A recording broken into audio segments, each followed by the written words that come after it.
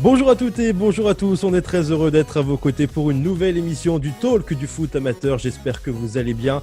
Au programme de cette nouvelle émission, on reviendra sur les décisions du COMEX d'hier, les montées de Pau et Dunkerque, le fait qu'il n'y ait pas de titre de champion aussi, on parlera de Boulogne-sur-Mer, mais aussi des descentes du Puy, du Gazélec, Ajaccio, de Toulon et de Béziers. Justement, on évoquera le club littérois avec Béranger Tournier, il est journaliste au Midi Libre, il viendra nous rejoindre dans quelques instants. La période actuelle également qui permet de se poser quelques questions, notamment sur l'avenir d'un point de vue financier des différents clubs. Comment justement accompagner ces clubs amateurs principalement, peut-être via les municipalités. C'est un thème qu'on évoquera, qu'on abordera avec Carl Olive, c'est le maire de Poissy. Puis enfin, deuxième volet de notre série consacrée à ces anciens footballeurs. Que sont-ils devenus ? Aujourd'hui, c'est l'ancien gardien de but Richard Trivino, connu notamment à Guignon ou encore à Créteil. Et puis la même équipe, ils sont en forme, même s'il y en a un qui est masqué aujourd'hui. Ce n'est pas Zoro, c'est Emmanuel Moine. Bonjour Manu. Salut les amis, désolé, il fallait que je retire le masque. Et oui, on est un peu de retour au bureau, donc du coup, on est équipé. Je suis pas devenu docteur, ne vous inquiétez pas, on reste intéressé par le championnat national. Ouais, heureusement d'ailleurs pour nous au niveau de la santé que vous n'êtes pas devenu docteur. Bref, ça c'est autre chose. Vincent Véniez, bonjour. Salut Max, salut à tous. Ça va bien, pas docteur, non, c'est bon? Non, comme je vous disais en off, c'est vrai que moi j'ai fait médecine. Quand on me demande ce que j'ai étudié, je leur dis rien, c'est eux qui m'ont étudié. C'est pas mal ça, c'est vrai. C'est quoi d'ailleurs le fond derrière? C'est une mairie? Ah, c'est la mairie de Poissy, parce qu'en fait, pour être sûr d'avoir Carl Olive, je me suis positionné devant sa mairie. Ah d'accord, bon voilà, il sera là dans un instant. Et puis également Jérôme Bouchecourt qui est avec nous de Foot Amateur. Bonjour Jérôme. Salut à tous. Ça va bien, tranquillement? Ouais, écoute, ça bosse comme d'hab. Bon, c'est le plus important, c'est sûr. Bon, on va débuter avec le COMEX de la Fédération Française de Football. Il s'est tenu ce lundi avec plusieurs décisions qui ont été prises. Justement, Jérôme, on va faire un petit point. Quelles décisions exactement ont été prises lors de cet événement ? Alors, il y a eu deux gros débats hier au COMEX. Le premier, c'était sur la décision du COMEX du 16 avril de faire saison blanche pour les championnats à plusieurs phases, donc en ligue et en district, ce qui concernait principalement les jeunes et les féminines. Et beaucoup de ligues ont fait remonter que c'était un vrai problème, notamment chez les jeunes. On avait d'ailleurs en Ligue de Bretagne aucune montée en National U17, National U19 parce que c'est un championnat à deux phases. Mais aussi après, surtout les championnats, comme ils sont générationnels aujourd'hui, c'était un vrai souci, ça sacrifiait une génération. Donc le COMEX est revenu sur cette décision et du coup maintenant les ligues vont pouvoir prendre le classement de la première phase ou alors le classement de la deuxième phase si les matchs allés se sont terminés. Donc ça, c'est un très gros point qui concerne plusieurs millions de licenciés quand même. C'est vrai. Voilà. Et le deuxième, qui est assez important aussi, ça concerne le Régional 1, puisque comme il n'y a qu'une descente en Ligue et District, on se retrouve avec un embouteillage dans beaucoup de championnats de ligue, et notamment en Régional 1, puisque les clubs de National 3 descendent normalement. Et donc, le COMEX du 16 avril avait limité à 14 le nombre d'équipes dans ces championnats de Régional 1. Ils sont revenus sur leur décision et les groupes pourront être de plus de 14. Et là, ça concerne notamment la Méditerranée, qui avait 16 équipes en National 1 et qui était obligée de faire deux groupes de 12 et donc faire monter 8 équipes supplémentaires, ce qui était complètement aberrant. Donc, ils auront bien un R1 à 16 et puis dans le Grand Est où ils vont créer un quatrième groupe de R1, donc passer de 4 groupes de 12 à 4 groupes de 12 au lieu de 3 groupes de 14. Voilà, ça, c'est les deux très grosses décisions. Et puis, ils ont entériné donc les montées-descentes de National et DAF où la Fédé applique son règlement avec 2 montées, 4 descentes en National et les 2 descentes de D1F vers D2F. Avec donc Pau qui est en Ligue 2, Dunkerque également. Alors on a eu l'occasion d'avoir un débat la semaine dernière par rapport à ces deux montées, notamment si c'était mérité. Je vous conseille d'aller voir justement la vidéo de l'émission de la semaine dernière. L'autre information, et ça c'est vrai qu'ils sont arrivés finalement dans l'actualité, c'est Boulogne-sur-Mer, 3e avant la coupure. Eux aussi, ce club-là veut intégrer le championnat de Ligue 2. en ayant plusieurs informations, en tout cas en expliquant leur démarche. Je vous conseille d'aller sur leur page Twitter pour tout savoir. Est-ce qu'ils ont une chance, vraiment honnêtement, l'USBCO, de monter en Ligue 2 en étant 3e, Manu? Bah, eux, en tout cas, pour avoir été en contact avec le club sur les derniers jours, eux, ils y croient. Eux, ils y croient. Ils croient au principe, en tout cas, de Ligue 2 à 22 clubs.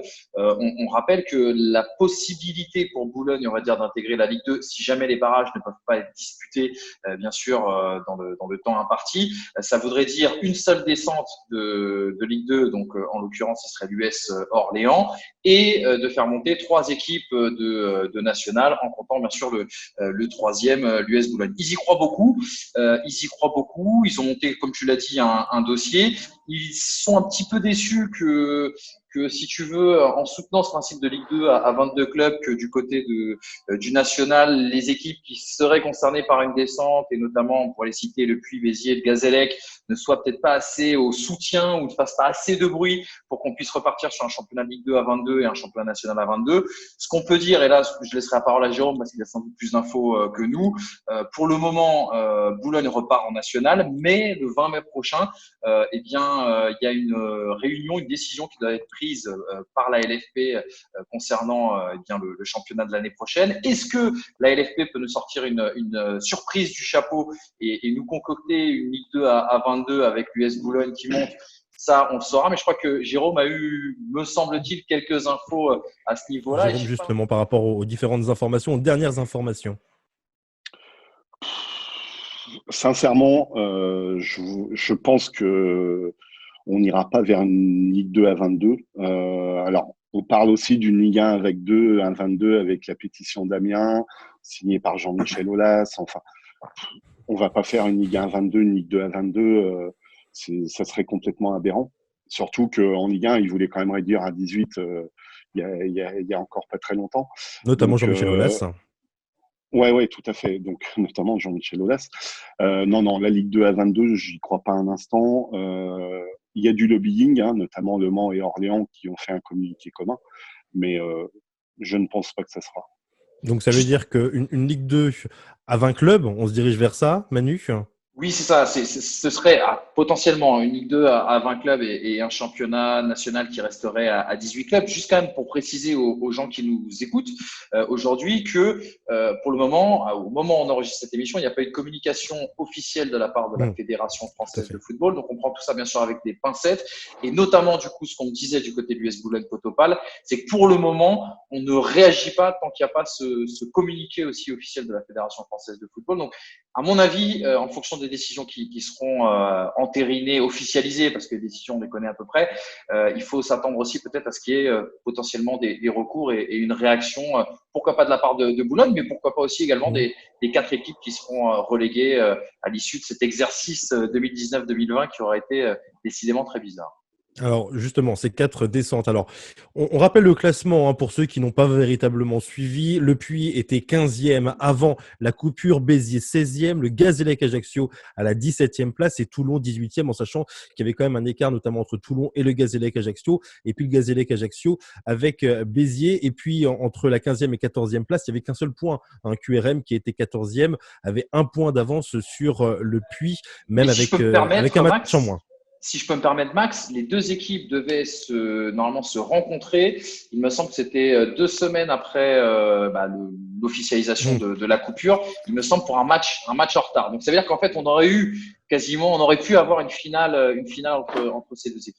Avec Béranger, Tournier, on aura l'occasion d'en reparler dans un instant de Béziers. Mais est-ce que vous imaginez, avec une Ligue 2 donc à 22 clubs, parce que c'est la seule solution, que Le Puy et Béziers peuvent être maintenus pour éviter à ce moment-là un championnat de national à 16 clubs, Vincent? Honnêtement, comme l'a dit Manu, en fait, c'est pas entériné encore à 100%. Donc, il y a toujours de l'espoir pour tous ces clubs-là. Mais moi, je veux juste revenir sur une chose dont on a parlé la semaine dernière, c'est que on a eu le président Nicolin qui avait dit justement un peu de décence. Il y a eu des décès. Il y a pire que ça dans la vie. Il y a aussi, là, dans le même registre, le président Dupuis justement qui n'a pas voulu réagir à ça, qui n'a pas voulu rentrer dans des polémiques et avoir recours à à des choses qui feraient qu'il pourrait se maintenir. Et je pense qu'il a raison aujourd'hui. Je pense qu'il faut respecter la décision de la fédération, même si pour certains clubs, c'est difficile à entendre parce qu'on pouvait encore se maintenir. Pour d'autres, on pouvait encore jouer les barrages. Pour d'autres, on pouvait encore monter aussi. Mais aujourd'hui, il y a vraiment, mais vraiment pire dans la vie qu'une saison de foot. En sachant quand même que pour la formation de Béziers, mais également du Gazélec Ajaccio, c'est aussi la fin du statut professionnel, Manu.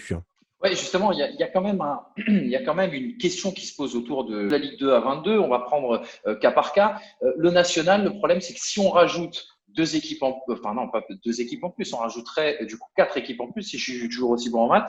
Et ça voudrait dire plus de matchs, ça voudrait dire plus de déplacements, ça voudrait dire plus de coûts. Et il y a une autre question qui est d'ordre logistique, c'est-à-dire qu'aujourd'hui, on ne sait pas quand est-ce que ce championnat national va repartir.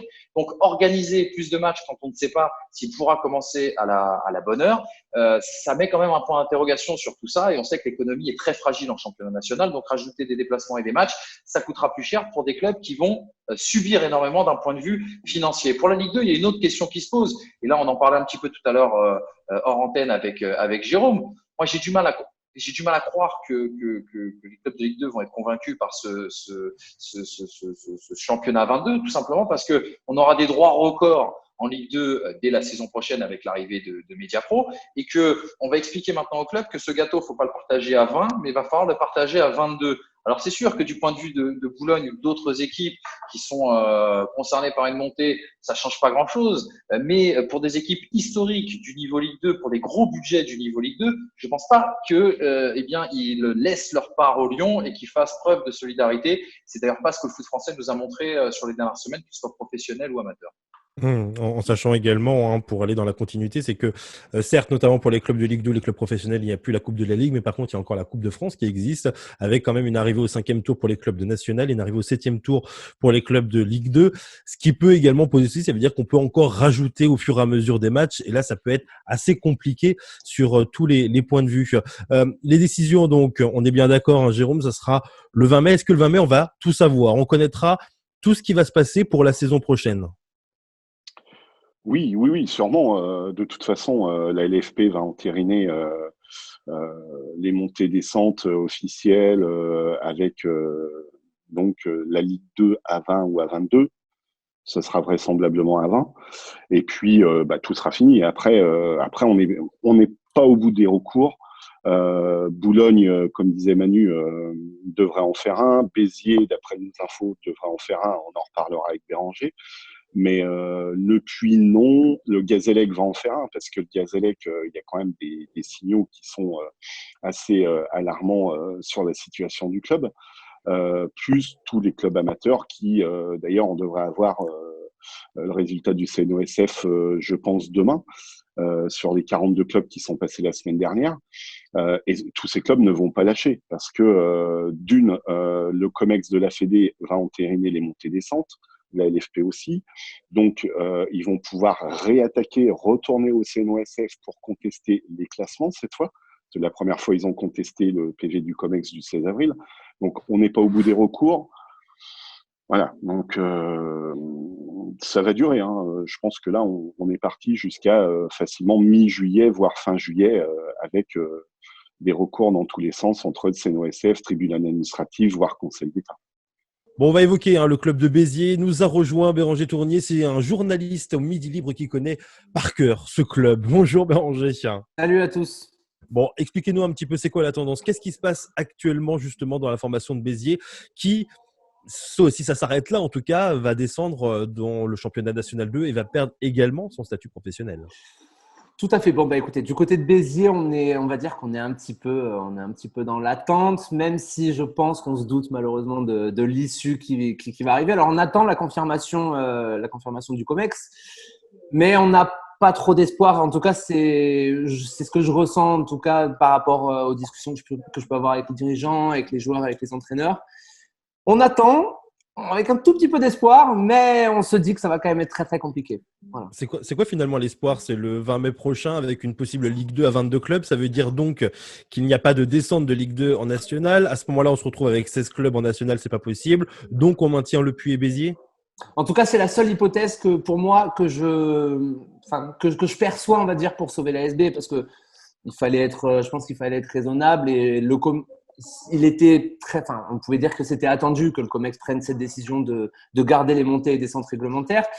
À partir du moment où il y a eu cette possibilité de Ligue 2 à 22, cette hypothèse dont on a commencé à parler, on voit que donc Orléans, Le Mans qui y croient, qui essayent d'en parler de plus en plus. C'est sûr que du côté de Béziers, on s'est sûrement dit que si il y avait Ligue 2 à 22, le fait de se retrouver à 16 en national, ça pourrait éventuellement les sauver. Je pense que du côté du Puy, du côté de la Haute-Loire, on doit avoir également le même espoir. Après, ça paraît quand même compliqué. Faut être réaliste, ça paraît compliqué. Vincent. Béranger, donc du coup, toi qui connais bien justement le club de Béziers et qui connais forcément bien les dirigeants, est-ce que tu penses que le président, l'ensemble du club va être aussi accrocheur, va autant insister que certains présidents de club là, qui réclament des barrages, qui réclament de se maintenir en Ligue 2 ou en National? Je pense qu'en tout cas, il y aura des recours. Ça, pour moi, ça paraît absolument inéluctable. On l'a déjà vu l'année dernière, avec, souvenez-vous de ce qui s'est passé il y a un an. Béziers est allé justement devant la justice sportive, on va dire. Il y a eu beaucoup de recours. Alors, ça a pas abouti encore. Je crois d'ailleurs, il y a encore des recours par rapport à la situation de la saison dernière. Je sais pas quel va être exactement le comportement, on va dire, la réaction des dirigeants bitérois. Ce qui est sûr, c'est que je pense très sincèrement qu'ils se battront et qu'ils essaieront de faire valoir leurs droits. Alors, est-ce que c'est pour éventuellement une réintégration sportive? Ça, j'ai du mal à y croire, parce que je pense que les instances sont assez blindées. Après, éventuellement, pour des dommages et intérêts, ça, c'est une possibilité. Mais je pense qu'en tout cas, ouais, ils se battront. De quelle manière, je sais pas, mais je pense qu'ils iront au bout, ouais. En sachant quand même que Béziers devait affronter Bastia Borgo, Le Puy, mais également QRM, le Gazélec Ajaccio et Toulon lors des dernières journées qui restaient. Mais le championnat, bien évidemment, a été Et avec arrêté. pas mal de réceptions à domicile, d'ailleurs. En plus, oui, la plupart étaient à domicile également. Manu. Oui, Béranger, déjà on est content de t'avoir avec nous pour parler d'un club qu'on aime bien, l'AS Béziers, qu'on suit depuis longtemps. Moi, je sais que chez Visioprod, on a fait des reportages que vous pouvez toujours retrouver d'ailleurs sur le site de la Fédé. On avait commenté cette fabuleuse épopée qu'avait vu le club monter en Ligue 2. On a toujours été assez proche de c'est quasiment il y a 2 ans jour pour jour d'ailleurs. Exactement, quasiment 2 ans jour pour jour en effet. Et je me rappellerai, je pense, toute ma vie de Mathieu Chabert qui, avant la dernière journée, nous avait dit « Tu verras, on sera deuxième à la dernière journée. » On était à Clairefontaine ensemble et on se disait « Mais il est fou ce mec-là, qu'est-ce qu'il raconte, etc. » Et en fait, non, c'est lui qui avait raison. Dans le cas de Béziers, et tu me diras un petit peu quel est ton ressenti, parce que je sais que tu parles beaucoup avec les dirigeants. Moi, je suis très triste pour un homme, c'est Gérard Roquet, qui est le président de ce club, qui donne beaucoup, qui est un vrai passionné et qui aujourd'hui est un peu victime de tout ce qui s'est passé et surtout d'une gestion qui, moi, je vais le dire très clairement, j'aime pas donner des noms et j'aime pas surtout donner mon avis parce que j'ai jamais été dans un club et que je ne suis qu'un journaliste et je suis pas un donneur de leçons. Mais on a la sensation que du côté de l'AS Béziers, depuis la montée en Ligue 2, il y a une gestion qui a été absolument catastrophique, si ce n'est calamiteuse.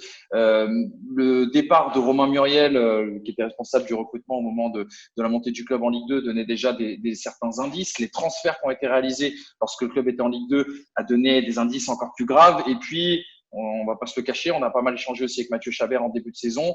On dira pas tout ce qui nous a été dit, mais on a pu échanger aussi avec des joueurs, des gens de l'AS Béziers aussi, une fois que Mathieu Chabert est parti. Et on a très, très vite trouvé du côté de l'AS Béziers un paratonnerre, c'est-à-dire de dire que c'était aussi de la faute beaucoup de Mathieu Chabert. Tu vas me dire un petit peu le ressenti, mais j'ai la sensation que on pourrait faire de la victimisation du côté de l'AS Béziers parce qu'on passe du rêve à l'enfer en seulement 2 ans. Et en même temps, quand on regarde sur le papier, quelque part, on se dit aussi que Béziers méritait peut-être pas mieux en fait après ces 2 ans catastrophiques. Tu sais Manu, donc moi je suis entré du coup, j'ai commencé à suivre l'équipe sur Midi Libre avec la montée en Ligue 2. Et en discutant avec des confrères, des dirigeants du club, d'anciens joueurs également, on m'a dit j'espère qu'ils ne sont pas montés trop tôt, en tout cas trop vite. Parce qu'il faut se souvenir qu'à la trêve, quelques semaines avant la montée en Ligue 2, ils sont relégables ou alors ils sont au bord de la zone rouge. Ils ne s'étaient pas du tout préparés à monter. Et alors moi, je leur disais, écoute, quoi qu'il arrive, le fait de monter en Ligue 2, je pense qu'ils vont se structurer, etc. Force est de constater avec un petit peu de recul que peut-être que la marche était trop haute, ouais. Et peut-être que certaines personnes à l'intérieur du club, du coup, pour le côté national, on va dire national 2, encore dans ce monde un petit peu semi-amateur, ça suffisait, ça marchait. Et malheureusement, quand tu arrives dans le foot pro, au bout d'un moment, il faut passer à la vitesse supérieure avec un autre style peut-être de management, avec des personnes différentes, des visions différentes. Et je pense qu'aujourd'hui, ils payent tout ce qui s'est passé depuis 2 ans. Il y a eu beaucoup de mauvais choix. Ça c'est clair. Ça c'est clair. Tu te retrouves pas de toute façon tu fais pas 2 descentes consécutives si tu fais pas des erreurs. Ça c'est certain. Il y en a eu beaucoup. Malheureusement, on va dire la seule chose qui aurait pu les sauver justement, c'est qu'à chaque fois, tu vas descendre du coup pour 1 point près. Et que peut-être que s'ils étaient restés en Ligue 2 la saison dernière, avec ce petit point de retard sur les non-relégables, peut-être qu'ils auraient pu se servir justement de cette saison pour rebondir, pour changer éventuellement leur manière de fonctionner, pour même changer de personne peut-être dans l'organigramme. Ils ne l'ont pas fait et aujourd'hui, forcément, ils le payent, c'est clair. C'est clair. En tout cas, oui, il y a eu des erreurs. Ça donne la sensation, mais ça c'est vraiment que d'un point de vue extérieur. Hein. Encore une fois, je suis pas dans les coulisses du club comme tu l'es, et je veux surtout pas qu'on me le reproche, mais ça donne la sensation quand tu vois 2 ans après, tu disais la montée en Ligue 2, on a la sensation que les gens ont oublié quels ont été les ingrédients qui ont permis à la S Béziers de découvrir l'ère professionnelle et de monter en Ligue 2. Quand on voit tous les choix qui ont été faits après cette montée en Ligue 2. Je sais pas, hein, est-ce que je me trompe complètement ou pas? Mais je pense que c'est un mélange. Il y a ce que tu dis, c'est vrai, mais je pense qu'il y a aussi une partie de certains à l'intérieur du club qui n'ont peut-être pas voulu grandir, justement, et qui sont restés dans ce côté amateur. Et donc, le problème, c'est qu'ils n'ont pas su réussir la transition. Ils n'ont pas su réussir la transition là où d'autres clubs le font. Quand on regarde le profil de Rodez, tu es à peu près dans la même situation par rapport à Béziers. C'est deux petits clubs qui montent, qui vont se retrouver finalement en Ligue 2 alors que tu les attends pas forcément en Ligue 2. Sauf que Rodez, moi, en tout cas des confrères qui m'en ont parlé, c'est que ça fait des mois qu'ils se préparent, ça fait des mois qu'ils se préparaient, qu'ils bossaient avec du sérieux, qu'ils ont misé beaucoup sur la régularité. Alors comme tu dis, il y a le départ de Romain Muriel à Béziers, qui a bousculé vraiment au niveau du recrutement, qui a bousculé les choses parce que Romain Muriel avait amené pas mal de bons joueurs. Il y a plein de choses qui se sont passées et qui font que finalement ça plus ça, et ça fait le résultat qu'on voit aujourd'hui. Mais quand on reprend justement le parcours de la saison dernière, tu as l'entraîneur adjoint qui part pendant l'hiver. Ensuite, tu as eu plein de petits problèmes, plein de tout petits soucis qui font que tu n'as pas gagné un match à domicile avant le printemps. Et les mecs, quand même, ont échoué à seulement 1 point, alors qu'ils n'ont pas gagné un match à domicile avant le printemps. Et malheureusement, aujourd'hui, voilà, tu le payes. Tu payes les erreurs qui ont été faites. Mais je pense que c'est une multitude de petites erreurs qui ont conduit à ce naufrage. Parce qu'on peut le dire, quand tu passes de la Ligue 2 à la N2 en 2 ans, c'est un naufrage. Pour justement poursuivre dans ce que vous dites, même cette saison, c'est que Béziers n'a seulement que 5 victoires en championnat. Ils échouent à très très peu, même ce n'est pas encore terminé. Et encore, il y a eu la dernière victoire face à la formation d'Avranches, mais sinon c'était 6 matchs sans victoire avant, avec un 7-0, on s'en souvient notamment à Pau. Oui, tout à fait. C'est d'ailleurs assez je saurais pas vraiment l'expliquer. C'est d'ailleurs pour ça que le foot est si beau aussi, parce qu'on peut pas forcément toujours l'expliquer. Quand on regarde l'équipe, sincèrement, quand on regarde l'équipe de début de saison, c'est pas une équipe qui doit descendre. Tu as des joueurs quand même, tu as des Enzo Real, tu as des Romain Montiel, tu as des Kevin Testu, tu as des Medimo Stéphane, Michael Tacalfred, je sais pas. En tout cas, c'est pas une équipe qui est censée descendre. Le problème, c'est qu'encore une fois, je pense qu'il y a plein de choses qui se sont passées. Alors, il y a eu le départ du coach, l'arrivée du nouveau coach avec de nouvelles méthodes, parce qu'il y a eu des méthodes vraiment différentes. Peut-être que les joueurs, et sûrement d'ailleurs, les joueurs n'ont pas fait ce qu'il fallait aussi à un moment donné. Parce qu'au bout d'un moment de se regarder, ça fait pas avancer les choses. Et malheureusement, quand ils ont commencé à prendre conscience de la gravité de la situation, d'ailleurs, quelques jours avant la victoire face à Avranches, les joueurs se sont beaucoup parlé. Le coach a beaucoup insisté sur cet aspect collectif, on va dire, qui n'était pas assez mis en valeur, je pense, dans cette équipe. Ça a servi sur un match parce que franchement, il y a eu ce dernier match, cette dernière victoire face à Avranches, on voyait dans les gestes, dans le comportement des joueurs, on voyait des choses positives. Malheureusement, la saison s'est terminée. Mais ça, encore une fois, on ne peut pas dire que c'est la faute. Alors oui, il y a le Covid qui est arrivé. Oui, peut-être Béziers se serait maintenu avec ces 7 dernières journées de championnat. Mais avec cette équipe, tu n'as pas le droit de te retrouver relégable à cette journée de la fin. C'est pas possible. C'est pas possible.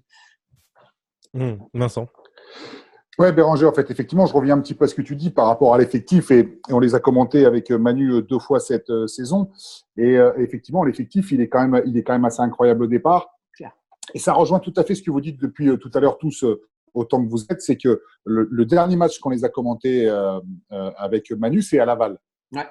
C'est à Laval. Et bon, il n'y a pas si longtemps que ça, finalement. Ils n'étaient pas encore relégables.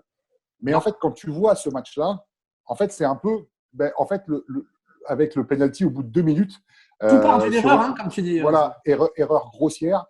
Penalty, tu perds 1-0. Et en fait, ce match, il est un peu quand même, même beaucoup à l'image de leur saison. Ouais, bien sûr. C'est vrai que c'est un match assez marquant parce que, comme tu dis, c'est très révélateur de leur saison. Tu vois qu'il peut y avoir des choses intéressantes parce qu'il y a de la qualité dans cet effectif. Même si, alors ça, on peut leur mettre, ça peut être on va dire, ça va peut-être excuser un petit peu tous leurs faux pas. Ils ont eu beaucoup de blessés. Enzo Real, tu as dû l'avoir, il a dû faire 5-6 matchs, Enzo Real. Francisco Roldan, qui est un petit peu le même genre de joueur, très technique, le petit Espagnol qui faisait beaucoup de bien en début de saison. Ça fait depuis l'automne qu'il joue plus parce qu'il s'est blessé. Mais après, comme tu dis, ils ont essayé de bâtir un effectif très, très cohérent. Je pense que sur le papier, ils ont réussi à bâtir un effectif cohérent, mais qui n'a pas pris. Et après, on peut également s'interroger. Cet hiver, par exemple, ils sont allés chercher des joueurs. Je me pose des questions, par exemple, sur l'intérêt de prendre des gamins de 20 ans dans une mission maintien alors que tu as déjà un effectif super jeune. Voilà. Et d'ailleurs, ça s'est vu, c'est que les gamins de 20 ans, ils ont sûrement fait leur maximum, mais déjà que l'équipe n'était pas préparée à jouer le maintien en début de saison, tu ne peux pas demander à des gamins de 20 ans d'aller porter une équipe et d'aller sauver un club. C'est pas possible. C'est pas possible. Et ça fait partie des erreurs de recrutement. Bon, avant de vous laisser, Béranger, dernière question pour Jérôme. Non, oui, pardon. Ouais, Béranger, donc le club aura été pro 2 ans. En cas de descente, il perd le statut pro. Est-ce que ça va réellement changer quelque chose? On parlait tout à l'heure de structures qui n'avaient peut-être pas évolué comme elles auraient dû. Est-ce que la perte du statut pro va vraiment avoir des conséquences assez dramatiques ou pas pour le club? Alors, c'est sûr que financièrement, il va y avoir une réduction drastique du budget. Ça va être, je pense, pareil dans l'encadrement. On sait très bien qu'une descente, il y a souvent des conséquences très importantes. Alors ça, c'est clair qu'économiquement, il va y avoir des conséquences vraiment, très, très, très sévères. Après, j'ai tendance à penser que l'ASB va pouvoir peut-être se reposer sur revenir, on va dire, à ses fondamentaux. L'ASB, c'est un club qui a de bons jeunes, qui a de bonnes équipes de jeunes. C'est des 17 ans nationaux qui ont fait une super saison. Tu as les 19 ans nationaux qui vont également les 19 ans qui vont également sûrement monter au niveau national. Donc, tu peux avoir des choses intéressantes. Et je pense qu'ils vont essayer de se recentrer sur les fondamentaux avec beaucoup de jeunes. Je ne sais pas si le Didier Santini va rester à la tête de l'équipe. Si c'est le cas, c'est un coach qui aime travailler avec beaucoup de jeunes. Donc, ils vont prendre les jeunes des jeunes parmi les 17, parmi les 19 et essayer de partir, on va dire, sur d'autres valeurs que peut-être ils ont un petit peu oubliées depuis la montée en Ligue 2. Mais ce qui est sûr, en tout cas, c'est que l'effectif va être décimé parce que de toute façon, l'immense majorité ont des contrats pro, pour ne pas dire l'ensemble de l'effectif, et que donc perdre du statut pro, il n'y a plus de contrat. Donc, du coup, l'effectif va être profondément renouvelé avec, je pense, un rajeunissement très, très important. Mais ça peut également peut-être leur permettre de rebondir, d'enfin tirer les leçons, on va dire, de leurs erreurs.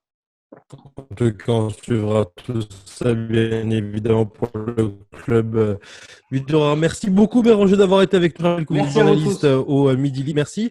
Et puis, on se retrouve prochainement. Avec grand plaisir.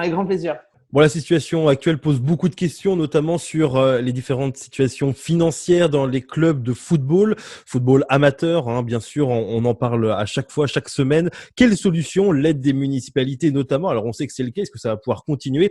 On va parler de tous ces sujets. Avec nous, un amoureux du ballon rond, c'est vrai, le maire de Poissy, Carl Olive. Bonjour. Bonjour Maxime. Bon alors, justement, c'est un peu la question. Est-ce que vous par exemple, à Poissy, le club, c'est en National 2 que connaît très très bien Vincent Magnès, qui est d'ailleurs juste devant la mairie aujourd'hui.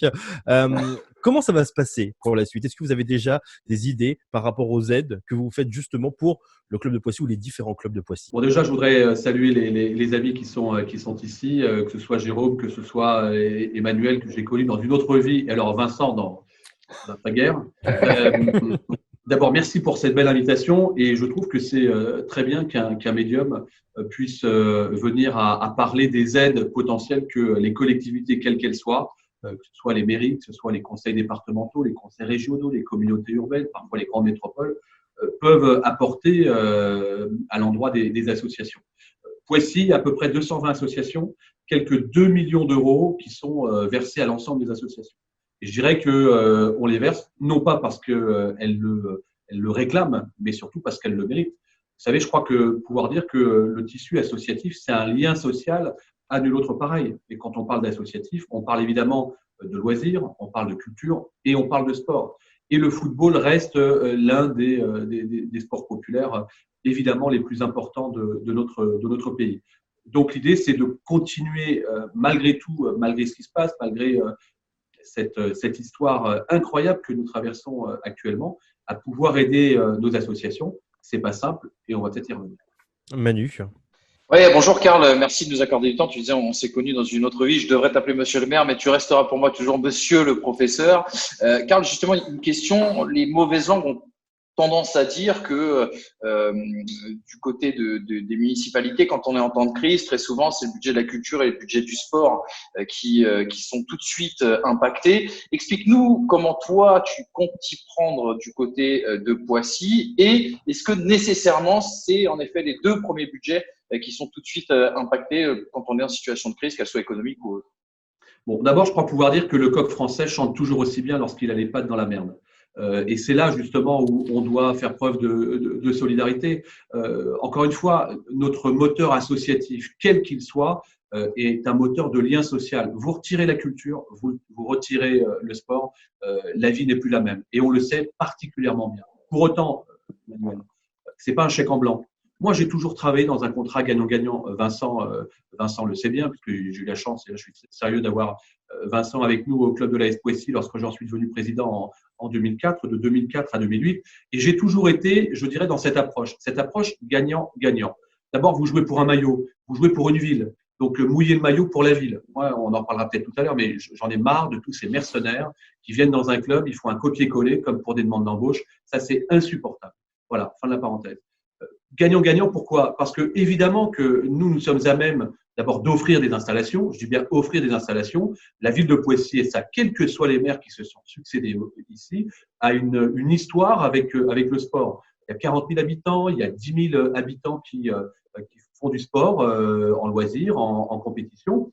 Et quand je dis gagnant-gagnant, c'est que oui, le club de football, par exemple, va pouvoir avoir une subvention. En général, elle est entre 250 et 300 000 euros. Mais pour autant, je pense qu'aujourd'hui, les mamelles de la République ne sont évidemment plus seulement, je le disais en préambule, les mairies, les départements, les régions, les communautés urbaines. Il faut aussi que le président, que ses équipes aillent, je dirais, à la conquête d'autres recettes nouvelles pour pouvoir justement ne pas être auto-dépendant des collectivités, et encore une fois, quelles qu'elles soient. Sinon, un jour ou l'autre, vous êtes comme ça, et puis s'il y a un drame, on le voit aujourd'hui, et vous êtes par terre.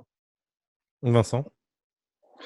Justement, Karl, tu disais que les présidents devaient aller justement à la conquête de nouvelles recettes. Alors, c'est ce à quoi je pensais, sans parler forcément de sucrer, en tout cas, toutes les subventions, qu'elles soient municipales ou du conseil régional. Mais est-ce qu'à un moment donné, en tout cas, on parle là de clubs de National 2 ou National 3, est-ce qu'à un moment donné, il ne serait pas bon justement pour ces clubs d'aller essayer de faire des partenariats avec des clubs un peu satellites, comme il se passe souvent à l'étranger?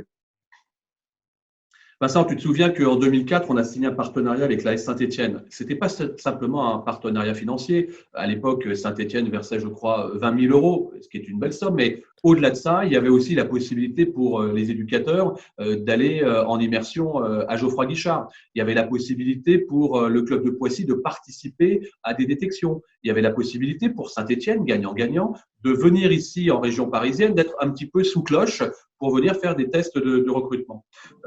c'est intéressant ce que tu dis. Je crois qu'aujourd'hui, il n'y a pas que l'aspect financier. En revanche, peut-être un jour, faudra-t-il se poser tranquillement pour se dire, voilà, est-ce que c'est pas le moment de mutualiser les moyens et les ressources? Je m'explique. Dans le département des Yvelines, on a 3 beaux clubs, 3 ou 4 beaux clubs, au moins. Je pense à Versailles, et je salue Versailles qui va monter en National 2. Je pense au FC Mantois, il y a le FC Mantois. Moi, je suis triste pour Mantes, parce que Mantes, c'est un vivier exceptionnel de gamins, de gamines qui font formidablement bien la promotion, la valorisation de notre communauté urbaine du Val-de-Seine. Je suis triste que Mantes descende en National 2, en National 3. Mais ça a pu arriver à Poissy, tu le sais très bien, on aurait très bien pu descendre. Et ce qu'on constate, comme les Mureaux, où il y a 2 saisons qui étaient vraiment aux portes de la National 2 et qui aujourd'hui sont presque aux portes de l'échelon inférieur. C'est ça la vie du sport. Est-ce qu'à un moment donné, en mutualisant nos moyens et nos ressources, il n'y a pas quelque chose à creuser? J'en ai pas la certitude, hein. J'ai pas la vérité. Ce que je sais, c'est qu'il faudra se poser les questions. Parce que typiquement, je crois qu'Emmanuel a posé la bonne question, les collectivités aujourd'hui, elles sont exsangues. L'impact, je vous le dis, l'impact de cette pandémie historique est entre 2 et 3 millions d'euros. Et je ne ferai aucune économie, entendez-moi bien, sur tout l'aspect sanitaire que nous devons à nos administrés. Donc, c'est vrai qu'on est complètement exsangue et qu'il faudra aussi qu'on se pose des questions. Mais on se pose des questions au-delà, je dirais, de l'aspect associatif. On va aussi se poser des questions pour la politique événementielle que nous mettons en place. Il y a peut-être des choses qu'on mettra moins. Et c'est vrai qu'à Poissy, on a toujours eu l'habitude d'avoir l'entrée, le plat, le dessert. Il faudra que ça change. Ça veut dire qu'aujourd'hui, il ne peut pas y avoir, en tout cas, c'est beaucoup plus compliqué d'avoir plusieurs moyens clubs, gros clubs dans un même département d'un point de vue financier, notamment de par l'aide du département, mais également des municipalités. Maxime, je dirais que ce n'est pas simplement le cas à Poissy. Ce qui serait bien, je ne l'ai pas en tête, mais si on faisait un benchmark, un comparatif avec d'autres départements, regardons dans d'autres départements le nombre de clubs phares, on parle bien amateur, hein, le nombre de clubs phares qui sortent du lot. Il n'y en a pas énormément. Quand il y en a un, c'est beaucoup. Les autres, je ne vais pas dire qu'ils végètent, hein, parce que la formation est exceptionnelle, encore une fois, y compris dans les Yvelines. Mais c'est vrai que c'est plus compliqué. Donc, à un moment donné, où on se dit à tout formation, A plus loin TOUT formation, et il n'y a pas de sujet par rapport à ça, et je trouve que c'est très louable. Ou alors on se dit, on veut, politiquement parlant, créer, c'est pas une science, vous le savez, une cerise sur le gâteau dans le département ou en Val-de-Seine, et on jette notre dévolu sur l'équipe première ou l'équipe Fagnon. Je prends l'exemple de Chartres, l'exemple de Rouen, ces clubs, ces marques sportives, l'exemple du Red Star. Même si au Red Star, il y a beaucoup de formations. Voilà, c'est des choses à se poser. Puis nous, vous le savez, on va voir le centre d'entraînement du Paris Saint-Germain. Donc, je dirais que la valorisation, de fait, elle est déjà là. Jérôme. Oui, Karl, tu parlais du fait que les clubs devaient trouver de nouveaux moyens de financement. On se rend compte aussi aujourd'hui avec la crise, les clubs qui ont essayé de mettre en place un modèle, on va dire, vertueux, avec 80-90% de fonds privés, c'est les clubs qui vont se retrouver le plus en difficulté aussi, comparément à d'autres qui ont beaucoup plus de subventions. Jérôme, je crois qu'il y a un curseur à placer. Ce curseur, il ne faut pas qu'il soit extrémiste en tant que tel. Une extrême où on pourrait avoir une collectivité qui donnerait 500 000 euros, par exemple, de subvention à un club dont le budget est à 700 000. Entre parenthèses, c'était le cas de mon prédécesseur. J'ai arrêté ça. J'ai divisé la subvention par 2 parce que typiquement, être autodépendant d'une collectivité, c'est juste pas possible. Et de l'autre côté, oui, tu as raison, avoir simplement 90% de subventions privées, seuls les clubs professionnels sont capables de faire ça. Ils considèrent comme cerise sur leur gâteau la subvention municipale. Quand dans le football amateur, on considère la subvention municipale comme le gâteau et la cerise vient du modèle économique. Mais, et je crois qu'il faut être cash, on ne va pas se voiler la face, vous me connaissez, je crois qu'à un moment donné, là, le rôle du maire est important. Moi, quand une entreprise vient ici pour me dire « Monsieur le maire, on aimerait bien investir chez vous », on regarde et je dis « Ok, vous allez investir, à une condition. C'est qu'à un moment donné, vous allez choisir une association sportive, culturelle, celle que vous souhaitez, et peut-être le football. Et si vous choisissez le football, vous n'aurez pas d'autre choix que d'être partenaire, sponsor, mécène du football. Ça nous appartient. C'est peut-être pas politiquement correct, je m'en fous, mais je peux vous dire que c'est systématiquement ce que je fais. Je vais prendre le cas d'un partenaire qui s'appelle De Richebourg, qui est venu investir à Poissy, à qui il m'a dit quels sont les différents clubs que tu as. Je lui ai dit, écoute, nous on a le football, on a le basket, on a le judo, on a le triathlon. Il m'a dit, moi le football, je ne veux pas en entendre parler. Par contre, je suis très triathlon. Mais il a investi vers le triathlon. Et puis, on a d'autres collectivités. Je prends le cas de Suez ou de Elior, le prestataire de restauration, à qui j'ai dit, vous voulez venir chez nous? Aucun problème. Enfin, quand on doit s'aimer, c'est les deux qui doivent s'aimer. Donc, vous allez investir où vous le souhaitez. Et c'est comme ça que ça se passe. Et je rejoins ce que tu laisses entendre, Jérôme. Moi, je ne laisse pas le choix. Attends, Coluche disait, les putes, c'est au doigt, c'est pas à l'œil. Vincent, dans quelques instants, justement, Manu avait une question aussi. Tiens. Oui, une petite question, Karl, parce que on a beaucoup insisté sur ta fonction de maire que tu occupes, et je sais d'ailleurs avec de grands succès. Tu as été aussi président de l'AS Poissy. Tu connais très très bien le football pour avoir été journaliste sportif notamment et directeur notamment des sports à Canal+.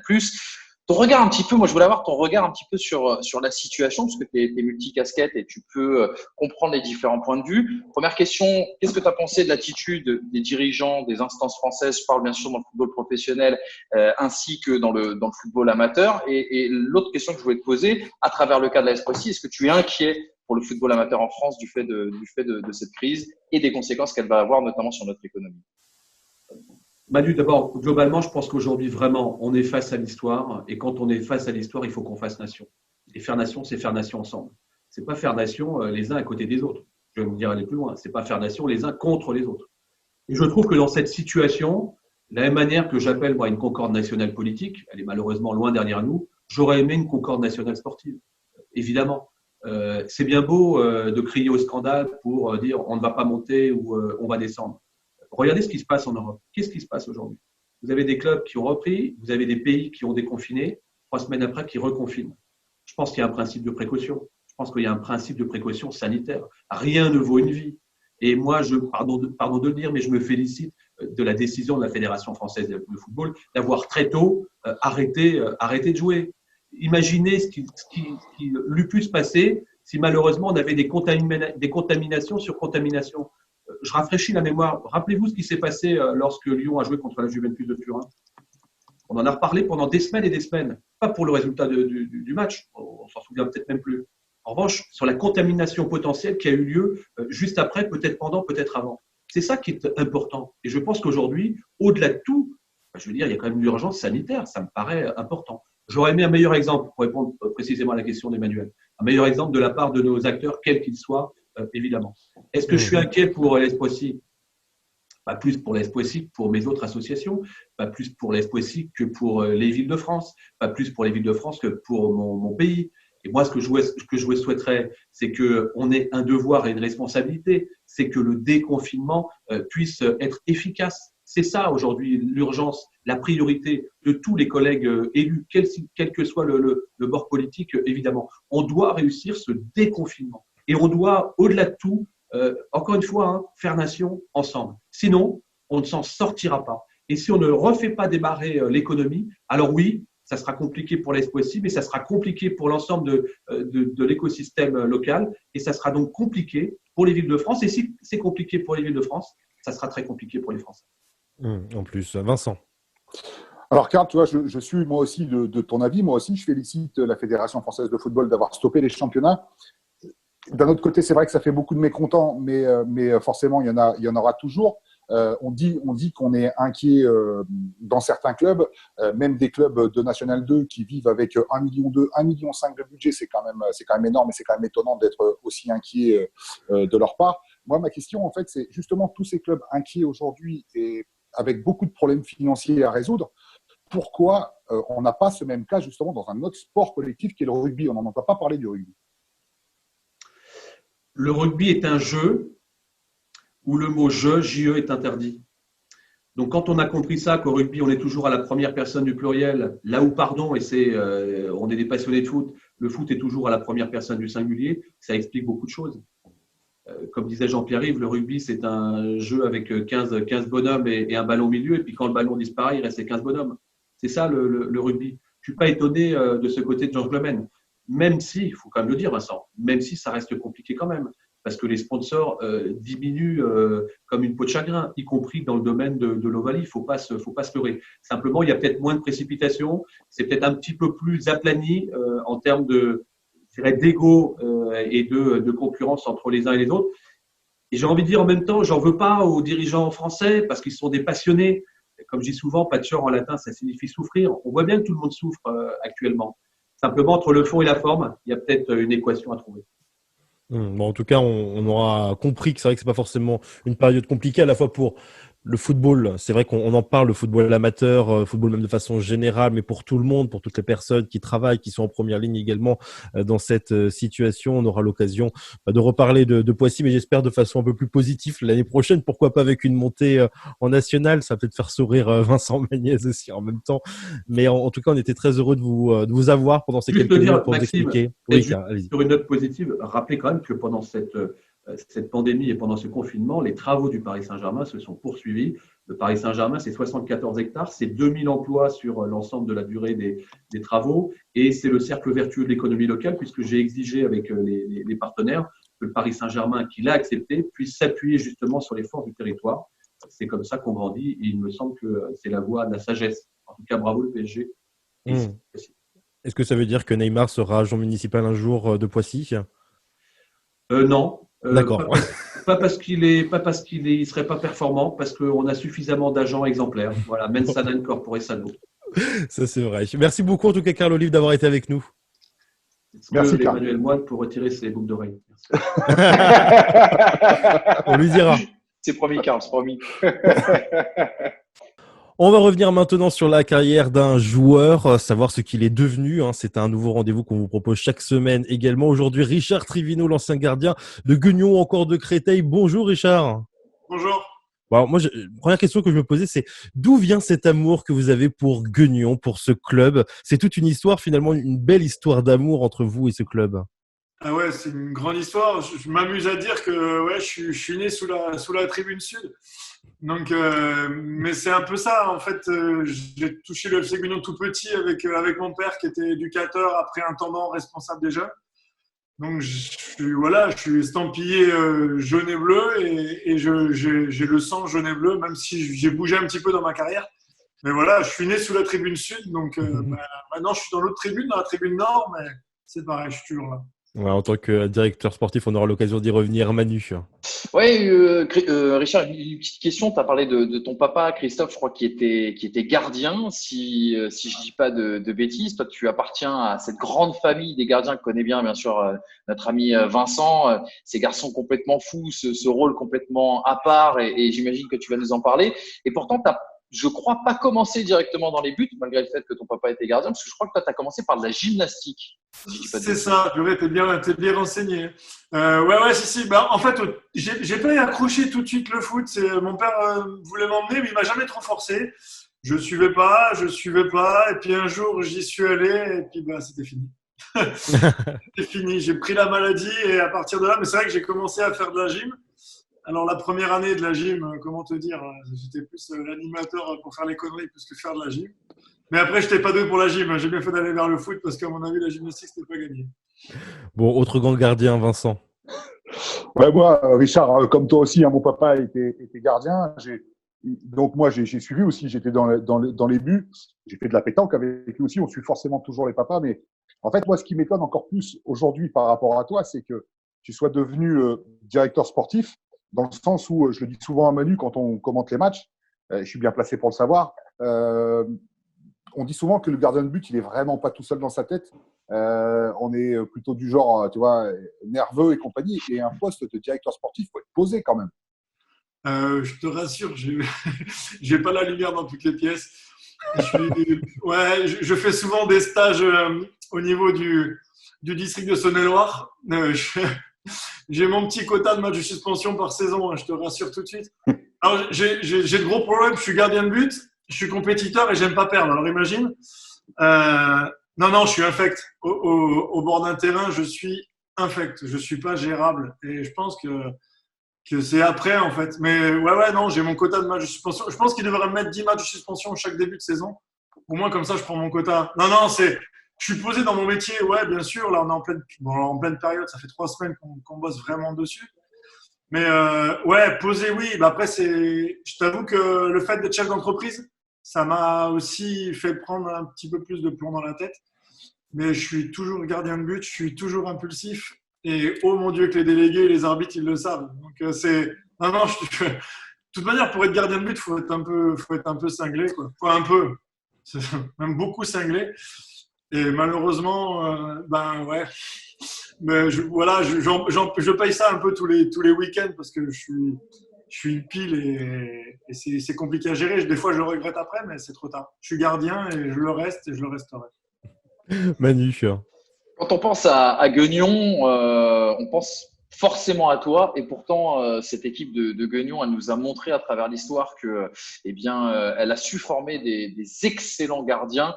Alors déjà, la première question que j'aimerais te poser, c'est comment tu expliques qu'il y a cette culture de la formation de gardien du côté de Guignon.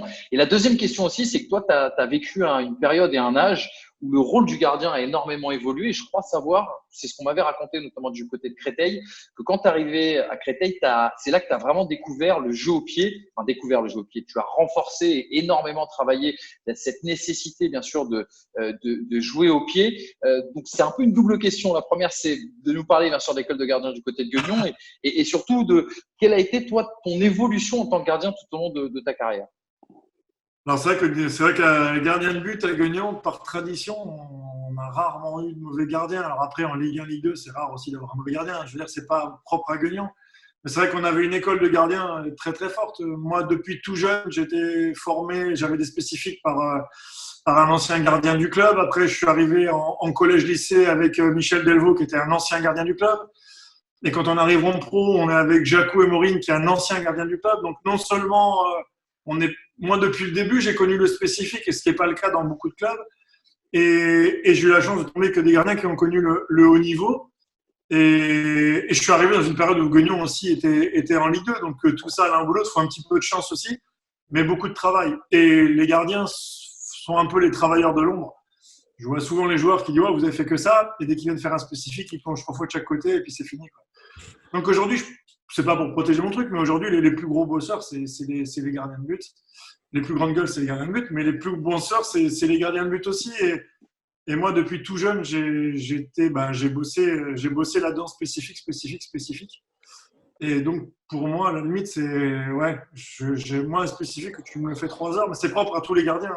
3 heures de spécifique, c'est pas grave. Si on nous arrête pas, on s'arrête pas. Hein. C'est comme ça. Hein. C'est dans la mentalité du gardien de but. Et puis après, sur ton autre question, c'est vrai que quand j'étais à Guignon, moi, le jeu au pied, je l'ai connu tard. Hein. Moi, quand j'avais 17 ans, c'est là que je m'aperçois que je suis vieux. J'avais le droit encore de prendre le ballon à la main et je relançais. Donc, moi, quand je suis arrivé un peu vers la fin des jeunes, c'est là où on est passé au jeu au pied. Donc, c'était un peu compliqué au départ. Mais après, c'est vrai que quand je suis arrivé à Créteil, je restais au moins 1 heure après chaque entraînement pour faire du jeu au pied. Et au bout d'une demi-saison, ça en est devenu mon jeu au pied, c'est une de mes qualités fortes parce que c'est-à-dire on n'a rien sans travail. Et je restais avec Rui Pataka, Renato Choquel, préparateur physique, et c'était du contrôle-passe, contrôle-gelon. Et après, je prenais plaisir, en fait. J'étais devenu quasiment le libéro de l'équipe. Et c'est vrai qu'à Créteil, mon jeu au pied, c'était nécessaire de toute manière pour rester à ce niveau-là. C'est assez incroyable et intéressant justement l'évolution d'un gardien de but aujourd'hui. Quasiment les gardiens des plus grands clubs ont un très très bon jeu au pied. De toute façon, sinon ils ne sont même pas recrutés. On peut le voir notamment à Liverpool, par exemple, qui a gagné la Ligue des Champions l'an passé. Vincent. C'est même exagéré. Je te coupe, mais c'est même exagéré parce qu'aujourd'hui, moi je regarde pas mal le foot. Et quand je vois Onana qui joue quasiment, qui monte et qui passe ses 2 stoppers pour jouer, j'ai vu le dernier match de Ligue des Champions, c'était impressionnant. Et Ter Stegen au Barça avec le nouveau coach, c'est pareil, mais ils prennent des risques insensés. Alors jouer au pied, c'est bien. En fait, maintenant, la plupart des coachs s'en servent pour un joueur de plus dans le jeu derrière. En fait, c'est ça. Donc ils prennent des risques autant que les autres joueurs, parce que maintenant qu'on peut jouer les 6 mètres dans la surface. Mais c'est limite, pour moi, limite un petit peu trop quand on voit Ter Stegen et Onana. Pourtant, oh mon Dieu, que j'adore Ter Stegen, pour moi, qui est le meilleur gardien du monde en ce moment. Mais c'est limite un peu trop. Mais bon, maintenant, le joueur, ça fait un joueur de plus derrière pour relancer, quoi. Vincent, d'accord, j'imagine, avec cette analyse. Ouais. Moi, en fait, c'est vrai que Richard, dans tout ce qu'il dit, je me reconnais. C'est vrai qu'on est des gros bosseurs, on est des fous, et ça, c'est clair et net. Là où où je suis un peu moins d'accord, Richard, moi, c'est sur le rôle du gardien de but avec son jeu au pied. Moi, j'ai jamais eu de problème avec mes pieds parce que c'était certainement mon point fort. Et quand je crois que c'est en 92, la règle est arrivée. À l'époque, je jouais en D3 à Gravelines. Et le coach Jean-Claude Chloé, qui a quand même gagné la Coupe de France avec Nancy, avait dit voilà, la règle va changer. On n'a plus le droit de faire des passes à au gardien, mais nous, on est tranquille. On a un gardien qui joue au pied. Bon, ça, c'était la petite parenthèse. Je voulais rebondir sur Guignon, Richard. En fait, avec Manu, il y a quelques années, on a eu la chance d'aller à Brest commenter un match de Gambardella. Et on a rencontré forcément à la mi-temps un coach que tu connais très bien, et c'est encore un point commun qu'on a, puisque ça a été mon coach pendant 4 ans aussi, Alex Dupont, monsieur Alex Dupont, et qui nous avait dit, moi, dans ma carrière, j'ai vraiment eu de la chance, toujours, d'avoir des très bons gardiens. Alors, il m'a cité, mais moi, je ne parle pas pour moi, parce que moi, je pense que j'étais moins bon que toi, Richard. Par contre, il t'a tout de suite cité, monsieur Dupont. Ouais, non, mais Alex, on l'a connu. Alors après, Alex, ici, c'est le druide. Hein. Ici, Alex, c'est celui qui a fait grandir le FC Guignon. Il nous a fait passer dans… ici, on jouait le marquage individuel, nous savait travailler la zone. Non, Alex, ici, il a fait passer un cap au club, c'est certain. De toute manière, on ne peut pas gagner une Coupe de la Ligue sans un grand entraîneur. Et cette année-là, alors j'échangerai pour rien au monde, mais si on ne gagne pas la Coupe de la Ligue, on monte largement, quoi. Donc ça n'arrive pas. Oui, il y a les joueurs, et pour moi, 80% d'un match, d'un résultat d'une saison, c'est les joueurs. Mais quand même, si 20% derrière, il y a un coach qui vous donne une bonne ficelle, ça aide beaucoup. Justement, on va revenir un petit peu sur ce 20 avril 2000. Ça, on imagine que c'est gravé en vous, hein, Richard, sur cette finale de la Coupe de la Ligue. Vous affrontez le Paris Saint-Germain. Alors, bien sûr, ce n'est pas le Paris Saint-Germain d'aujourd'hui, mais je replongeais justement sur ces différents joueurs, et ça fait toujours plaisir de se remémorer des noms de l'époque. C'était assez incroyable. Le PSG à l'époque, c'était Dominique Casagrande, c'était Eric Rabessandratana, il y avait Ali Benarbia, JJ Okocha, il y avait Laurent Robert. Chez vous aussi, hein, il y avait quand même du beau monde. Sylvain Distin, par exemple, Amara Traoré, qui était capitaine, Marcelo Trapasso. Qui se souvient pas quand même de Marcelo Trapasso en plus? C'est plein de bons souvenirs. Qu'est-ce que vous gardez 20 ans après de cette finale? On fête les 20 ans cette année. Quel souvenir, justement, revient au moment de l'évoquer? Voilà, forcément. Alors, moi, je suis quelqu'un qui vit très rarement avec le passé. Alors, cette année, je suis obligé de faire avec. Et c'est sympa, parce que c'est quand même des moments de la carrière qu'on ne peut pas mettre de côté. J'ai tendance à aller toujours vers l'avant. Et moi, si on m'en parle pas, c'est pas un truc que je parle automatiquement. Mais c'est vrai que c'est des super moments. En plus, moi, pour le petit Guignonnais, si un jour on m'avait dit ça, que je gagnerais la Coupe de la Ligue avec le FC Guignon contre le PSG et jouer la Coupe d'Europe après, je pense que j'aurais pas cru. Alors après, c'est vrai que c'est pas le PSG de maintenant, mais c'était quand même le PSG qui était deuxième à l'époque. Et il y avait des beaux noms. Oui, il y avait des beaux noms pour l'époque. Alors c'est vrai que si on aurait joué le PSG maintenant, je pense qu'on était plus près d'en prendre 3 ou 4 que de la gagner. Mais bon, voilà. Après, cette année-là, c'était quand même un exploit exceptionnel parce que nous, on l'a vu, tout était prêt pour le dimanche matin. C'était le PSG qui était invité à Téléfoot. Le dimanche après-midi, c'était le PSG qui était invité à Stade 2. Et puis, j'ai eu la chance de faire quelques émissions la semaine avant. Et quand on parle avec les joueurs du PSG en face, de l'autre côté de la radio, voilà, quoi, c'était pas fait. Mais je pense qu'ils nous ont pris un petit peu de haut. Et après, notre grande force, c'est qu'on avait quelques individualités, mais on avait fait une grosse saison. Nous, la finale, c'est à l'image de notre saison. Hein. Donc, pour nous, on n'était pas surpris parce qu'on a joué toute la saison comme ça. Après, ouais. Nous, notre force, c'est qu'on était soudés. Et je pense que, alors comme j'ai tendance à le dire, je pense que ce jour-là, on joue 3 jours, il marque pas. Après, on la joue 10 fois, 9 fois, on la perd. Mais celui-ci, je pense qu'on jouerait encore, on n'aurait toujours pas pris de but, quoi. Mais après, c'était notre force, quoi. On était une équipe. Après, la preuve où on était une équipe, c'est, alors on a tous fait plus ou moins une grosse saison, une grosse carrière en Ligue 2. On a tous à peu près 400 matchs en Ligue 2 chacun. Il y en a quelques-uns qui ont été au-dessus, comme Xavier Collin, Nico Estenzi et Sylvain qui étaient encore plus haut. Mais on n'a pas, à l'image de Leicester qui avait été champion d'Angleterre, on n'a pas de joueurs qu'on se dit, ah bah oui, regarde, lui maintenant il joue au PSG, ou lui il joue là. C'était vraiment notre force, c'était le collectif, quoi. Et aujourd'hui, c'est pour ça qu'on a réussi. On aurait eu des individualités, peut-être qu'on n'y serait pas arrivé. On avait des individualités, mais surtout au service du collectif. Et c'est ce qui fait la force d'une équipe, de toute manière. Avec une victoire 2-0, bien évidemment. Manu. Ouais, Richard, moi, sur ce parcours en Coupe de la Ligue, tout le monde parle de cette finale contre le Paris Saint-Germain parce que c'était l'énorme surprise à l'époque. Mais moi, il y a vraiment un match qui a retenu mon attention. Je pense que c'est même un match qui fait date un peu dans ma vie. Je sais pas si j'aurais été journaliste en championnat national si j'avais pas vu ce match-là, si j'avais pas vibré autant. C'est votre demi-finale contre le Red Star, qui est un match mais complètement barjot. Je sais pas si on pourrait revoir un match comme ça aujourd'hui. Et d'ailleurs, je me suis fait une petite Madeleine de Proust. Je suis allé sur le net pour rien te cacher aujourd'hui, pour me refaire cette séance de tir au but où tu étais face à Jean-Marc Branger, je crois, à l'époque, qui avait réalisé un très, très gros match comme toi. Et je crois que cette séance de tir au but était allée tellement loin que, eh bien, à la fin, en fait, ça s'était départagé entre vous deux. Raconte-nous un petit peu ce match. C'est des matchs où, nerveusement, je ne sais pas comment on peut rester concentré sur un match comme ça, sur 120 minutes comme ça. C'est complètement fou. Ouais, moi après, pour un gardien, comme je disais tout à l'heure, on n'a pas la lumière dans toutes les pièces. Donc, à la limite, ça, c'est pour nous, c'est comme ça. Et puis, quand tu es dans une série de pénaltys, tu es parti dans ta série de pénaltys, en fait, dans ces trucs comme ça, il ne faut pas être supporter. Il faut être gardien de but, c'est tout. Voilà. Après, ouais, c'était un match, c'était les montagnes russes du début à la fin. Alors, moi, j'avais 20 piges. Très honnêtement, quand on a 20 piges et quand on a 30 piges dans le gardien, en tout cas, pour moi, à 20 piges, j'étais insolent, insouciant. Franchement, j'avais franchement et réellement aucune pression.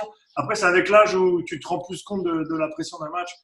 Après, c'était tout le match comme ça. C'était tout le match comme ça. C'était notre plus mauvais match de la saison et de loin. C'était le seul match où on a été favori pendant la Coupe de la Ligue aussi. Franchement, je ne sais pas si on méritait de passer sur ce match-là. On égalise à la fin par un but à l'Amara Traoré. Il n'y a que Amara qui peut marquer comme ça, du tibia, de la jambe, je ne sais pas comment il a fait. Et puis après, la série de pénalty, ben, ouais. Après, quand tu es dans ta série de pénalty, très honnêtement, tu penses pas, tu fais ta séance et puis point barre, quoi. Un pénalty, il va, tu essaies d'en arrêter le plus possible. Il y a des jours où tu vas être toujours à contre-pied, tu ne sais pas pourquoi. Et il y a des jours où tu pars à chaque fois du bon côté et tu sais pas pourquoi. Alors, nous, à l'époque, il n'y avait pas la vidéo. Maintenant, ils comprennent un peu plus pourquoi s'ils sont du bon côté, parce que c'est tout analysé. Moi, à l'époque, la vidéo, je veux te dire, il fallait chercher loin. Donc, du coup, ouais, c'était un peu plus du feeling que maintenant. Après, avec la carrière, on a évolué avec la vidéo. Et moi, toute la fin de ma carrière, on va dire à partir de 27, voilà, c'est tout analysé la vidéo. Moi, je savais comment tirer les coups francs, comment tirer les corners, comment tirer les pénaltys. C'est analysé. Alors que là, à cette époque, je ne savais même pas comment moi j'allais tirer le mien. Alors imagine comment tirer les autres. Ça va être compliqué. Sacrée époque quand même. On va parler un petit peu justement du projet maintenant quand même de Guignon parce que vous êtes devenu le directeur sportif. Guignon qui était en National 3 cette saison avant que le championnat s'arrête. Vous avez terminé à la deuxième place avec quand même un petit écart de points par rapport à la réserve d'Auxerre. Justement, racontez-nous un petit peu tout le projet. C'est vrai que Guignon fait partie de ces clubs qui ont connu donc de très belles histoires et notamment, on vient de l'évoquer avec l'an 2000 et cette finale gagnée face au Paris Saint-Germain et redescendu ensuite. L'objectif, tel un Strasbourg, tel un club comme Le Mans, comme Bastia également, c'est de remonter les échelons pour retrouver le monde professionnel ou en tout cas le championnat national. Ouais, alors après, la différence avec des clubs comme Strasbourg, comme Le Mans et compagnie, c'est que nous, on est une ville de 7000 habitants. C'est sûr. Donc là, c'est une grosse différence au niveau du retour des sponsors et de l'argent. Après, on a un club qui est très bien structuré. Aujourd'hui, je pense qu'il y a certains clubs de national qui peuvent nous envier notre fonctionnement. On a du sponsoring. Voilà, on cherche du sponsor à longueur de semaine et ça vient. Après, c'est vrai que le nom du FC Guignon parle toujours, c'est notre chance. Voilà, c'est un club, bien sûr, on veut monter d'année en année. On est reparti de presque nulle part. Et du coup, on se retrouve en National 3, qui pour une ville de 7000 habitants est déjà très bien. Mais on est tous des anciens joueurs ou des anciennes personnes qui étaient dans le club depuis longtemps. Le président était sponsor aussi à l'époque de la Ligue 2. On a tous ce club dans le sang. Et puis moi, voilà, je suis toujours gardien de but et je veux toujours pas perdre et je suis toujours compétiteur et je fais jamais un championnat pour terminer deuxième. Et cette année, au mois de mars, on n'avait que 4 défaites, 38 points, donc on serait premier quasiment dans toutes les poules. Et nous, on était à 7 points d'Auxerre qui n'avait aucune défaite et 2 ou 3 matchs nuls, je crois. Donc le projet est toujours là. Le projet, c'est déjà essayer de remonter à National 2. Et si on arrive à monter en National 2, le projet, l'ambition ne sera pas le maintien parce que c'est pas possible, on est compétiteur. On a des moyens de faire quelque chose de bien et aujourd'hui, bien sûr qu'on a envie de remettre le club le plus haut possible. Après, en étant un peu objectif, je pense que la Ligue 2, on ne la reverra plus jamais. sauf s'il y a un mécène qui veut nous mettre de l'argent. Je veux bien l'aider, il n'y a pas de souci. Mais après, voilà, on va monter étape par étape. Cette année, on n'était vraiment pas loin. Et l'objectif de la saison prochaine, moi, je suis inspiré par Giroud. On va essayer de jouer le maintien et on verra où on sera. Sachant que vous avez gagné les 8 premiers matchs également dans ce championnat. Jérôme. Ouais, justement, je voulais revenir sur ce début de saison. 8 victoires sur les 8 premiers matchs. Et début novembre, il y a cette défaite à domicile contre Auxerre. C'est ce match-là qui a un peu cassé la dynamique. Après les dynamiques dans le foot, c'est très dur. Hein. On le voit à l'image de Liverpool qui marchait sur l'eau, qui avait 20 points. Alors eux, ils ont pris 20 points d'avance. C'est la différence, c'est qu'il n'y avait personne qui pouvait les suivre. Alors que nous, Auxerre nous a suivis malgré les 8 victoires. Aujourd'hui, si Auxerre ne nous avait pas suivis sur les 8 victoires, on n'en parlerait même plus. On serait premier. La différence avec Liverpool, alors toute comparaison, je ne veux pas que je me compare à Liverpool. Hein. Aujourd'hui, Liverpool, ils ont perdu un match et ça faisait sur les 2 derniers mois, ils n'y arrivaient plus non plus, quoi. Donc après, la dynamique dans le foot, c'est vachement difficile. Vous avez alors une dynamique de défaite, c'est plus difficile à arrêter, mais une dynamique de victoire, on a vite fait de cogiter après. Surtout le match d'Auxerre, on se retrouve mené 2-0, mais contre le jeu. Mais par bonheur, on revient à 2-2 à la 85e. Et vu qu'on est une équipe joueuse, on a voulu aller chercher la victoire et on se prend un but à la 94e. Donc ouais, je pense que mentalement, il a fait mal, mais malgré tout, avec la défaite d'Auxerre, on avait encore un point d'avance. Donc, c'était l'occasion de les mettre à 7 points, mais surtout l'occasion d'au moins les laisser à 4. Donc, c'est vrai que, bon, ils sont revenus à un point, mais le groupe n'a pas trop cogité. C'est surtout après, quand nous sont passés devant, on s'apercevait que dès qu'on gagnait, ils gagnaient. Dès qu'on faisait un nul, ils gagnaient quand même. Dès qu'on perdait, ils gagnaient. On gagnait, on attendait un faux pas de leur part. Vous allez gagner chez un premier, chez un bien classé. Donc, du coup, je pense que les joueurs se sont mis un petit peu à douter, parce qu'aujourd'hui, on n'avait que 4 défaites au mois de mars, c'est vraiment pas beaucoup. Mais on se retrouvait à 7 points d'Auxerre qu'on n'avait aucune, quoi. Donc je pense qu'on a fait vraiment une très très bonne saison, mais on est tombé sur Auxerre qui fait une saison exceptionnelle, quoi. C'est comme ça, c'est malheureux, mais c'est le foot. Bon, alors on a plein de questions à vous poser, justement. Vincent et Manu, qui veut commencer? Vincent, Manu, allez. Vas-y, je vais y aller. Hein. Bon, ça marche. Alors Vincent, pas de souci. Vincent a une question à vous poser alors. Bon, c'est moi qui commence alors. Oui. Ouais, Richard, moi je reviens en fait sur le côté où tu disais sponsoring, on cherche des sponsors, on est une ville de 7000 habitants. Je veux bien l'entendre, mais tu te souviens, la saison dernière, je suis venu avec le Variété, j'étais la doubleur de Gaëtan Huard.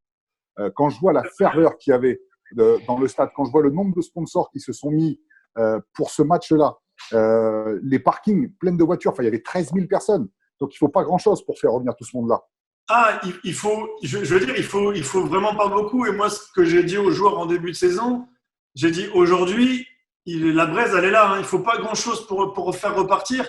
Et on l'a vu contre Auxerre, il y avait 1200 ou 1300 personnes. Alors, pour un club de National 3, c'est bien. Je me rappelle quand on est monté de R1, alors à l'époque, c'était la DH, en N3, on avait quasiment, je crois, 2500 spectateurs au stade pour un match de DH, quoi. Donc, aujourd'hui, moi, je leur ai dit aux joueurs, jouez les premières places. Et vous allez jouer entre 1000 et 1500 à chaque match. Hein.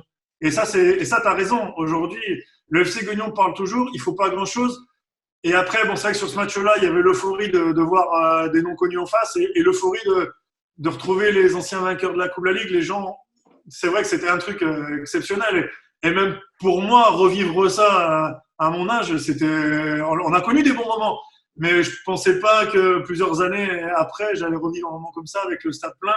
Alors après, le Variété, je ne sais pas si souvent vous êtes amené à avoir des stades comme ça, mais c'est vrai qu'avec des retours d'anciens joueurs à qui j'ai parlé, apparemment c'est assez rare quand même d'avoir des stades avec 12-13 000 personnes avec les matchs de Variété, même si le Variété attire du monde, bien sûr. Non, mais c'est clair, et c'est vrai ce que tu dis, et c'est justement pour ça. Quand je vois le monde qu'il y avait, je me dis que, comme tu l'as dit aussi, le FC Guignon, ça parle, tu peux attirer des joueurs. Voilà, c'est un club qui a un vécu, c'est un club qui a une histoire. Et encore une fois, avec ce monde qui était là au stade, je me dis que si par chance tu montes en N2 et que ça va très vite derrière, tu peux monter en national, tu vas faire revenir le monde. Ça, mais je suis tout à fait d'accord avec toi. Et même là, nous, en N3, sur la deuxième partie, si on était resté au contact d'Auxerre, on aurait fait des matchs à 1000 spectateurs de moyenne. Alors, les gens ont 1000 spectateurs, mais pour la N3, c'est beau. Et après, si on joue la montée, je suis sûr que le match de la montée, le dernier match, si ça joue la montée ici, en plus, c'était Mont-Soleil-Mines. Mais si on jouait, je pense qu'on faisait 3000. Hein. Ouais, mais je pense, même plus. Parce que Guignon, ça parle. Moi, je le vois aussi dans mon recrutement où des joueurs qui hésitent. Et aujourd'hui, sur un CV en N3, quand tu passes par Guignon, c'est sans manquer de respect aux autres. ça a un peu plus de valeur. Et c'est vrai que ça aide. Alors, des fois, je tombe sur des joueurs qui connaissent pas Guignon, des jeunes. Hein. Mais c'est vrai que, non, c'est vrai que je vais pas te cacher, ça aide, c'est clair. Il faut leur passer la cassette de la finale de la Coupe de la Ligue. Au moins, ils vont connaître justement ce que c'est Guignon, exactement. C'est aussi des infrastructures assez importantes. Manu, allez, enfin. Non, mais écoute, ça allait dans le même sens que Vincent. Je vais pas répéter ma question, mais c'est vrai que moi, il y a quand même quelque chose qui me sidère, c'est que quand tu regardes le nombre d'habitants qu'il y a à Guignon et que tu vois le nombre de personnes qu'il y a dans la ville, des fois, nous, on y allait une fois, je crois, pour FFF TV, il y a quelques années, quand vous étiez d'ailleurs toujours en National 3, à l'époque, on disait CFA2, et ça m'avait surpris cet amour pour ce club. Je crois quand on se rappellera que vous êtes descendu du fait d'une liquidation judiciaire, hein, que vous n'êtes pas descendu sportivement en DA. Je crois que pour le premier match, il y avait 600 personnes. Tu l'as dit tout à l'heure, il y avait 2200 personnes pour le match de la montée ensuite en CFA2. C'est vrai qu'on a l'impression qu'il y a vraiment toujours quand même un engouement autour du FC Guignon. Quand on parle malheureusement du FC Guignon, il y a toujours deux choses qui viennent en tête. La première, c'est la victoire en Coupe de la Ligue. Ça, c'est pour les bons souvenirs. Et pour les mauvais souvenirs, malheureusement, il y a un nom d'un joueur qu'on a pourtant beaucoup aimé, mais qui a fait beaucoup de mal à ce club. C'est Tony Vérel et tout son entourage. La question, moi, d'un point de vue extérieur que j'ai envie de te poser, Richard, c'est est-ce que vous êtes passé à autre chose depuis justement cette liquidation judiciaire? Est-ce que tout ce qui s'est passé sur cette funeste et triste saison 2009-2010, est-ce que vous avez réussi, vous avez réussi à passer à autre chose et à ne plus être rattrapé par ces démons-là? Ouais, de toute manière, on est obligé. Ce que je disais tout à l'heure, je sais pas, une qualité ou un défaut, je sais pas, mais je déteste vivre avec le passé. Donc ça, c'est du passé. Moi, j'ai vécu cette histoire à distance. J'étais pas à Guignon. C'est malheureux et dire qu'on a oublié. Non. On n'oubliera jamais. On a toujours ça en travers de la gorge. Après, oui, bien sûr, il y a des noms qui peuvent ressortir, mais ça, c'est pas à moi de faire le procès de telle ou telle personne. Non, on l'a toujours en travers de la gorge et on l'aura toujours en travers de la gorge. Mais voilà, ça serait peut-être arrivé avec d'autres personnes, donc c'est pour ça que je veux faire le procès de personne, c'est comme ça. Après, nous, on doit avancer et aujourd'hui, on l'a toujours en travers de la gorge, mais par contre, voilà, on gomme et on avance. Moi, aujourd'hui, ce qui m'intéresse, c'est mon recrutement pour la saison prochaine et c'est rejouer la montée la saison prochaine. Après, on n'effacera jamais, on n'oubliera jamais, on aura toujours de la rancœur et voilà, quand on a un club vraiment dans le cœur comme ça, et c'est tous ceux qui ont un club dans le cœur le savent très bien. On peut pas effacer. On peut pas effacer. Et je l'excuserai jamais et je reviendrai jamais dessus. Par contre, je lui ferai pas son procès parce que c'est tellement facile de parler quand on sait pas exactement tout. Je sais beaucoup de choses, mais je sais pas tout. Donc, je pourrais pas faire son procès. Par contre, je l'excuserai jamais, ça c'est clair. Après, on avance. On a des gens au club qui adorent ce club, comme tu disais tout à l'heure. Donc, nous, on avance, on a le sang jaune et bleu, on a le maillot du FC Guignon qui est imprégné sur notre peau. Et nous, on avance. Et la grande force de notre club, c'est ça. C'est qu'aujourd'hui, personne n'attend rien en retour. Moi, le coach Philippe, ça fait je sais pas combien d'années qu'on travaille ensemble. On est revenu parce que c'était notre club. On a un projet en commun. Et aujourd'hui, on n'attend rien, quoi. Philippe, il fait pas ça pour aller entraîner un club de Ligue 2. Alors, si là, je lui souhaite parce qu'il le mérite, c'est vraiment un super coach. Et moi, je fais pas ça en me disant « Oh, tiens, si j'ai un club qui m'appelle pour directeur sportif. » Non, j'ai vraiment pas du tout ces pensées-là et je le fais vraiment à 100% pour mon club et vraiment que pour mon club. J'attends vraiment rien avec ça. Bon, exit Tony Vérel, maintenant il y a le Camerounais Albert Banning. Je ne sais pas si vous vous en souvenez, notamment ancien joueur du Paris Saint-Germain. Perso, j'adore ce joueur, je ne sais pas pourquoi.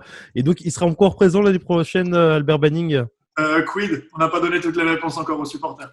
D'accord, ok. Bon, on ne dira rien en tout cas. Bon, on vous remercie en tout cas, Richard Trevino, d'avoir été avec nous. Ça nous a permis de rappeler beaucoup de souvenirs et puis également de parler de Guignon. C'est toujours un plaisir. Merci beaucoup. Pas de problème. Et à bientôt, bien évidemment. Au revoir. Merci à vous aussi d'avoir suivi cette nouvelle émission du Talk du foot amateur. Merci Jérôme, merci Vincent, merci Manu. On se retrouve la semaine prochaine, pas de soucis. Grand plaisir, comme d'habitude. Avec plaisir. Fidèle au rendez-vous. Hein. Mais ne m'agressez pas, il n'y a pas de souci. Et puis si vous avez aimé, n'hésitez pas à liker et puis également à partager cette vidéo. Et donc à la semaine prochaine. Bye bye.